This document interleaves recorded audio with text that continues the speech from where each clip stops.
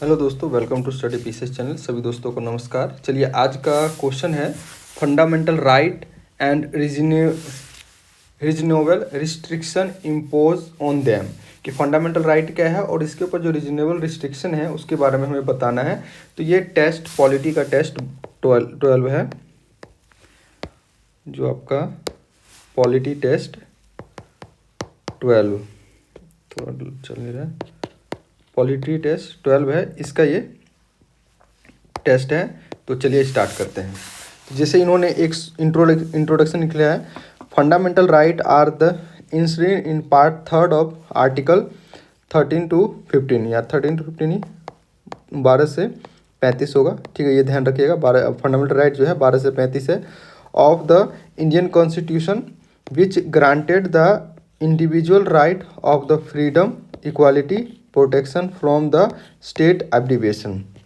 यानी स्टेट का जो आर्बिट्रेशन है उसके खिलाफ फंडामेंटल राइट दिया गया है, जो एक मौलिक अधिकार है और फंडामेंटल नेसेसिटी है होलिस्टिक और ह्यूमन डेवलपमेंट। इस यहाँ पे आप ये भी ऐड कर सकते हैं कि नेसेसरी राइट है जो ह्यूमन डेवलपमेंट के लिए, क्या ह्यूमन का होलिस्टिक डेवलपमेंट के लिए ये राइट इंपॉर्टेंट है।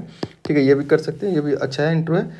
Mainly they are 6 major fundamental right. क्या है? तो right to equality. Right to equality क्या है? 14 से 18 है। इसके अंदर equality of law, discrimination of race, religion, caste, publication और अनटचेबिलिटी और अबोलिशन ऑफ द टाइटल, ये सारे राइट है आपके आ जाते हैं इसके अंदर राइट टू इक्वालिटी के अंदर। फिर है right to freedom. Right to freedom में क्या है? 19 से 22 है। इसके अंदर freedom of speech, monument, assembly, right to constitution, right to life और प्रिवेंशन एंड डिटेंशन जो लॉ है, ये सारे इसके अंदर आ जाते हैं। फिर है राइट अगेंस्ट एक्सप्लॉयटेशन। तो राइट अगेंस्ट एक्सप्लॉयटेशन क्या है? तो 23 और 24 में, जिसके अंदर जो ह्यूमन ट्रैफिकिंग और फोर्स लेबर की बात की गई है, तो ये हमारी राइट हो गए। फिर आ जाता है फ्रीडम ऑफ रिलीजन। 15 से जो 25 से 28 है, फ्रीडम ऑफ रिलीजन है। फिर protection of minority, protection of, यहाँ पर जो होगा प्रोटेक्शन ऑफ यानी राइट टू कल्चरल और educational right, educational and cultural right होगा यहाँ। ठीक है, इसको देख लें। 29 से 30 के अंदर कौन सा है? कल्चरल और एजुकेशनल राइट। उसके बाद है कॉन्स्टिट्यूशनल रेमेडी, आर्टिकल 32। ये हो गया इंट्रोडक्शन। ये जो मेन फीचर क्या फंडामेंटल राइट कौन कौन से हैं? तो fundamental right are not absolute as ways on the circumstances some reasonable restriction is impose. कि राइट की जो एब्सोल्यूट नहीं है, इसको कुछ रिस्ट्रिक्शन भी दिए गए हैं ताकि एक बैलेंस बना रहे। तो रिस्ट्रिक्शन कैसे हैं? जैसे पब्लिक ऑर्डर के पे, मोरालिटी पे, नेशनल यूनिटी एंड सिक्योरिटी के ऊपर, जो आपका जो डिफॉर्मेशन होता है, कंटेम्प्ट ऑफ कोर्ट होता है, उसके ऊपर आपके ऊपर रिस्ट्रिक्शन लगाया जा सकता है। ठीक है, उसके बाद जो इंटरनेशनल ट्रेड होता है, इंटरनेशनल ट्रेड के लिए आपके ऊपर रिस्ट्रिक्शन लगाया जा सकता है, कंटेम्प्ट ऑफ कोड। और ये सारे जो रीजन है इसके ऊपर आपके लगा सकते हैं।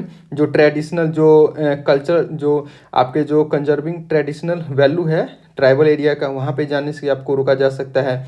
जो हमारे जो इंटेलिजेंस जो इन्वेस्टिगेशन है उसके बेसिस पर आपको रोक लगाया जाए। तो बहुत सारे रीजनल रिस्ट्रिक्शन है जो कि कंट्री की यूनिटी और इंटीग्रिटी को प्रिजर्व कर दिया। तो ये इस तरीके से आप कर सकते हैं। उसके बाद अगर देखें तो एक इसका कंक्लूजन कैसे दे सकते हैं? तो ये लिख सकते हैं कि under article 19 the several restriction are maintain to the continue the peace and harmony and security of in the society in the fundamental right are called Magna Carta of the constitution. तो इससे भी आप लिख सकते हैं।